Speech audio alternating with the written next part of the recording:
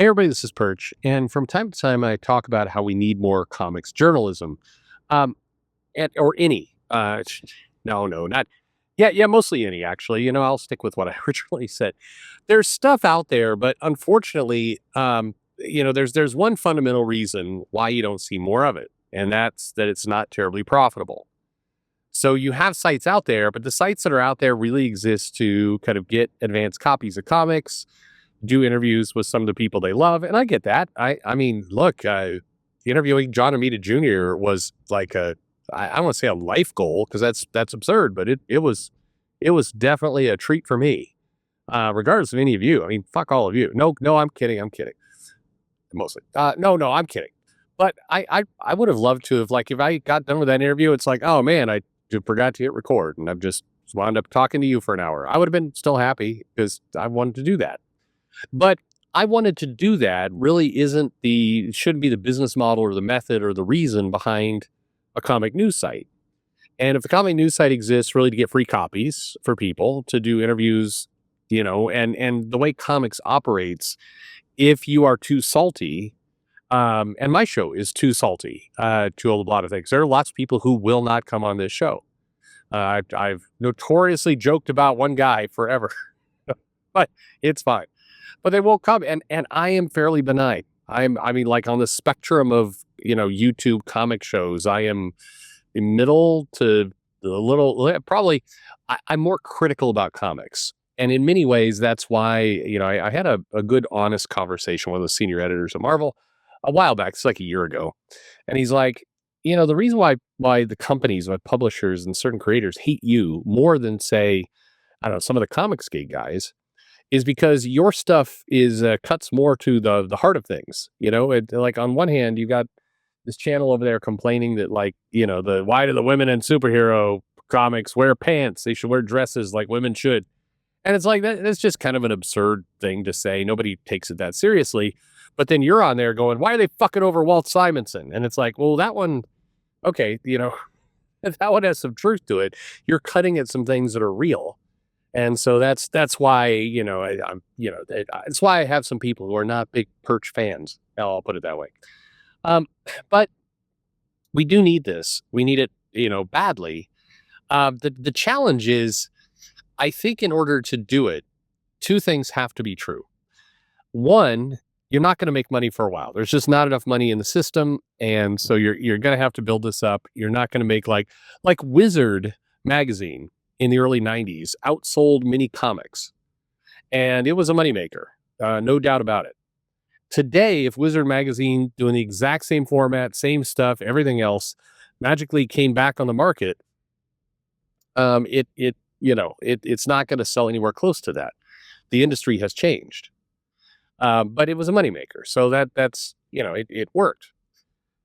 But the other thing you've got to come to believe, if you're going to be a trusted news source, if you're going to be something that people are going to come to, is that you have to have opinions that feel like your own. And if you have opinion, which means at times you're going to irritate all sides of comics. And I'm not playing in this too heavily, and I irritate all sides of comics, and I could and probably should irritate them all a lot more.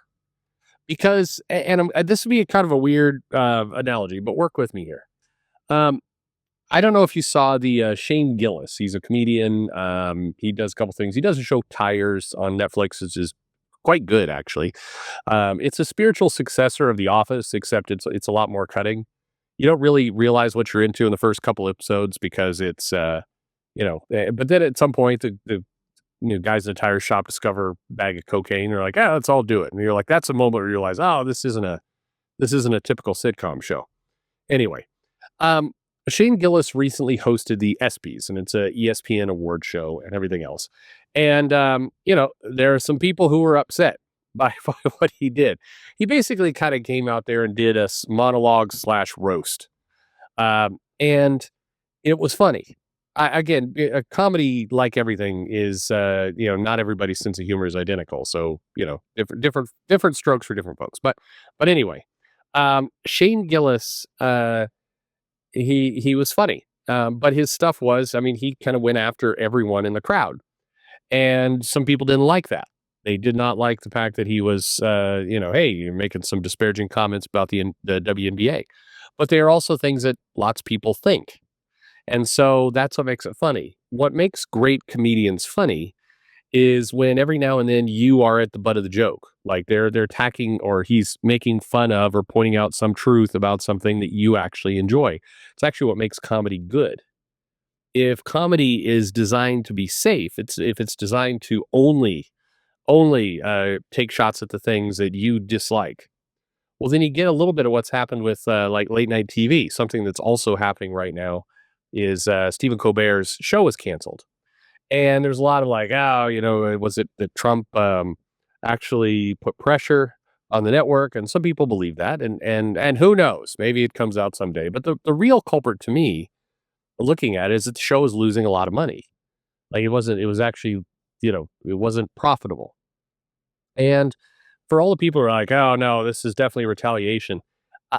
Another show that's profitable that is in no danger of cancellation, I think has higher ratings, in part because it takes some of its segments and it breaks them up, puts them on YouTube and TikTok, is the John Oliver show, and that's on HBO.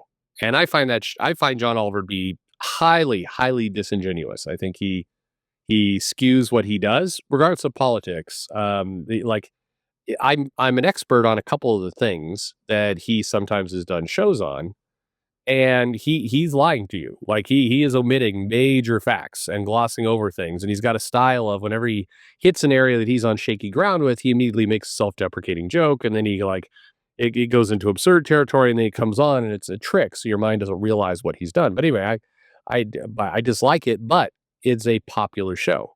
It makes money. It makes money for the network, makes money for him, makes money through streaming. It's what I would call a more modern show, as opposed to a late night show like a Jimmy Fallon or Jimmy Kimmel or Stephen Colbert. And so the format and the time is changing it. And whether you like it or not, you've got to change with the times. But one of the things that was true of those shows is they made lots of jokes, but they tend to make jokes about one side, only one side. And the problem with that is one, that isolates the side, that isolates one side, but two, it starts to not become funny, because humor at its best for everyone is when you are uncomfortable, when the jokes are uncomfortable. What does all this have to do with comics? Well, a successful comics news site or website has to make people uncomfortable. At some point, you have to point out, things like, hey, the this price tag is too high and these publishers are raping over people. Well, guess what? The publisher's not going to like you saying that. You are going to have to, with some credibility, say, hey, this that Hulk comic by Donny Cates, that was kind of shitty. I mean, it's kind of shitty. And it is also shitty that, he was on Thor and basically somebody else had to go take over it for him. It's kind of you need to be able to cut both sides.